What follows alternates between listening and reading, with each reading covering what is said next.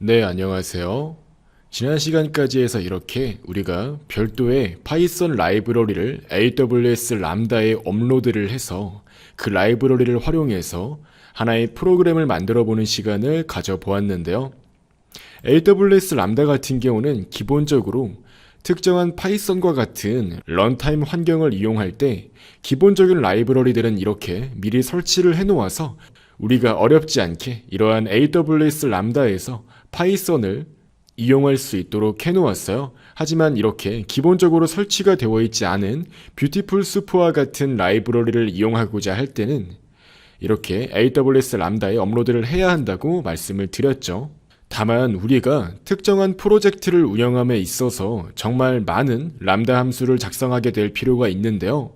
그때마다 모든 함수에 어떠한 공통적으로 사용되는 라이브러리가 있을 때 함수마다 각각 라이브러리를 업로드를 하는 것은 매우 귀찮고 반복적인 작업이 될 수 있어요. 그렇기 때문에 AWS 람다 같은 경우는 공통적으로 사용되는 라이브러리 같은 경우는 모든 람다 함수가 공유하여 사용할 수 있도록 해주는 기능을 새롭게 도입했습니다. 바로 2018년도 12월부터는 람다의 레이어스 기능이 지원됨으로써 어떠한 공통된 라이브러리가 사용될 때 람다 레이어에 올려서 각각의 람다 함수가 그러한 레이어에 올라가 있는 함수를 공통적으로 사용될 수 있도록 하는 기능을 지원하고 있습니다. 따라서 한번 이번 시간 실습을 위해서 새롭게 하나의 람다 함수를 만들어서 작성을 해볼까요? create function에서 자 이렇게 my function with layer라고 한번 작성을 해볼게요. 즉 뷰티풀 스포와 같이 기본적으로 포함되어 있지 않은 라이브러리를 이 레이어에 올린 다음에 그 레이어를 해당 람다 펑션이 사용하도록 만들면 어떠한 공통적인 라이브러리를 효과적으로 관리할 수 있다는 거죠. 또한 이렇게 런타임은 파이썬 3.6으로 한번 선택을 해주고요. 그리고 이 기본적인 람다 권한을 포함하고 있는 역할을 새롭게 만들어서 이 기본 설정 그대로 펑션을 만들어 보도록 할게요.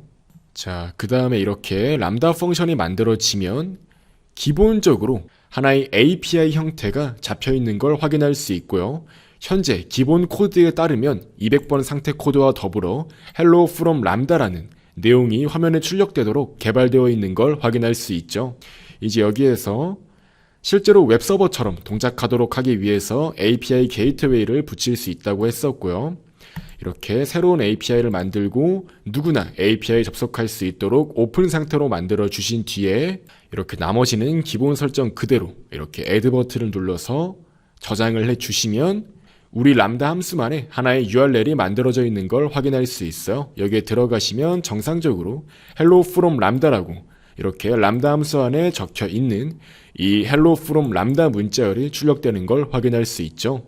이제 한번 지난 시간과 마찬가지로 구글의 메인 페이지에 접속해서 거기에 적혀 있는 링크 정보들을 화면에 출력하는 API를 작성해 보도록 할게요. 이를 위해서 URL library .request가 필요하고요. 그 다음에 뷰티풀 스프가 사용된다고 말씀드렸죠. 자, 그 다음에 이렇게 구글 URL에 접속을 해서 파싱할 수 있는 형태로 파싱을 해야겠죠. 따라서 이렇게 URL 오픈 함수를 이용해서 해당 URL에 접속을 한 뒤에 HTML 문서를 읽어와서 이제 그것을 파서로 분해해서 이 수프 객체가 해당 HTML을 파싱한 정보가 담기도록 만들면 되고요. 그 다음 이렇게 모든 A 태그를 찾아서 리설트 리스트에 하나씩 그 태그의 정보를 담을 수 있도록 해보겠습니다. 자, 그 다음에 그렇게 A 태그만 다 따내서 출력하도록 만들면 되겠죠? 이제 한번 세이브를 해서 간단히 접속을 해볼게요.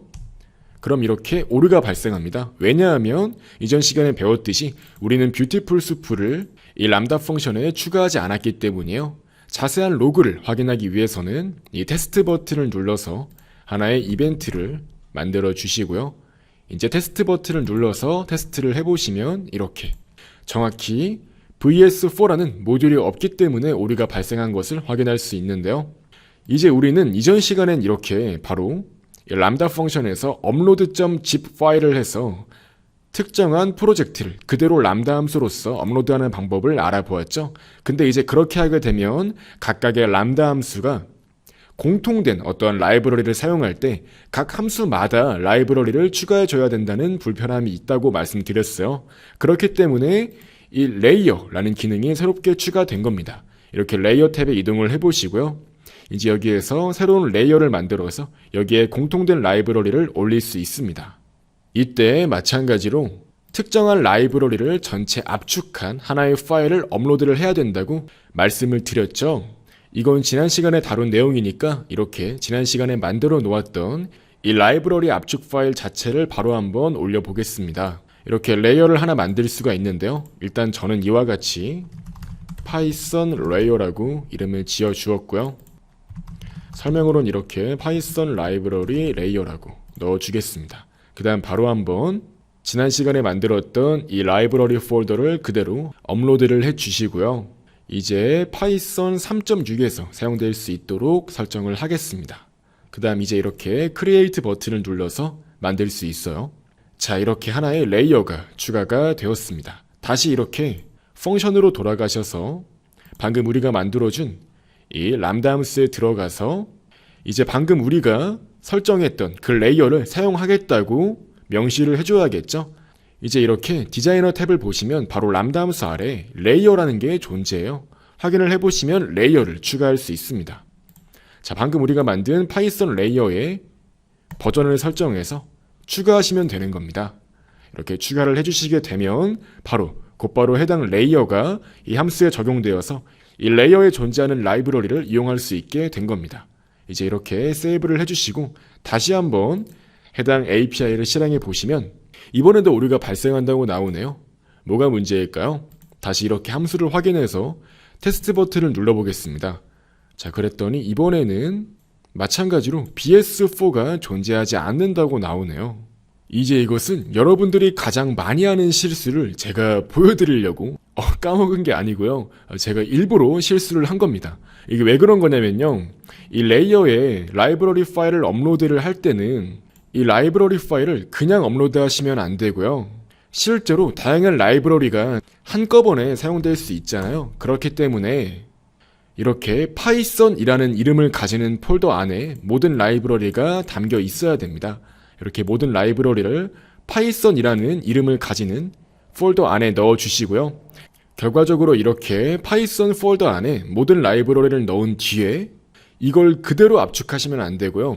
어떠한 압축 파일이 있을 때 그 파일의 최상위 폴더가 파이썬이 돼야 돼요. 그렇기 때문에 하나의 폴더를 더 만들어서 이름을 이런 식으로 라이브러리라고 설정한 뒤에 이 안에 파이썬을 다시 넣어주셔야 돼요. 그 다음에 이제 이 라이브러리를 압축하시면 이 라이브러리 압축 파일의 최상위 폴더는 파이썬이라는 이름을 가지게 되고요. 이제 이 폴더 안에 들어갔을 때 라이브러리가 존재하는 형태가 되는 겁니다. 이런 식으로 폴더를 구성해서 이 압축 파일을 올리셔야 정상적으로 레이어가 동작합니다. 저는 이 최상위 폴더가 파이썬이 되어야 한다는 것을 까먹고 다시 이렇게 레이어에 업로드를 해서 버전이 올라간 상태예요. 네, 지금 강의를 다시 찍고 있는 건데 아무튼 이렇게 최상위 폴더가 파이썬인 형태로 압축을 해주시고 다시 이렇게 레이어에 들어가시면 새 버전을 만들 수가 있는데요. 이제 여기에서 new 버전이라고 간단히 이름을 설정하고 방금 우리가 압축을 해서 만든 이 라이브러리 폴더를 업로드 해줄게요. 그 다음 다시 파이썬 3.6에서 이 라이브러리를 이용할 수 있도록 하고 크리에이트를 눌러줄게요. 이렇게 하게 되면 우리의 레이어에 새로운 버전이 만들어지는 걸 확인할 수 있습니다. 여러분들은 아마 버전 2라고 나올 거예요. 저는 이제 아까 실수를 해서 버전 2가 미리 만들어진 상태예요. 그래서 이렇게 버전 3가 된 거고요. 아무튼 다시 이렇게 펑션으로 가서 my lambda function with layer 아까 제가 만들어준 함수에서 이 레이어 탭으로 이동하신 뒤에 기존에 존재하는 레이어는 지워주시고요. 다시 이렇게 새 버전의 레이어를 추가해 주시면 됩니다. 이렇게 가장 최신 버전의 레이어를 추가해 주시고 세이브를 해줄게요. 다시 이제 우리의 URL을 새로 고침해 보시면 자, 이번엔 이와 같이 성공적으로 우리의 크롤러 봇이 동작을 해서 이 함수에 적혀있는 내용대로 구글 메인 페이지에 접속해서 모든 링크 데이터를, 즉 A 태그 정보를 다 출력하는 것을 확인할 수 있습니다. 아무튼 이와 같이 정상적으로 AWS 람다 함수가 동작하는 걸 확인할 수 있었고요.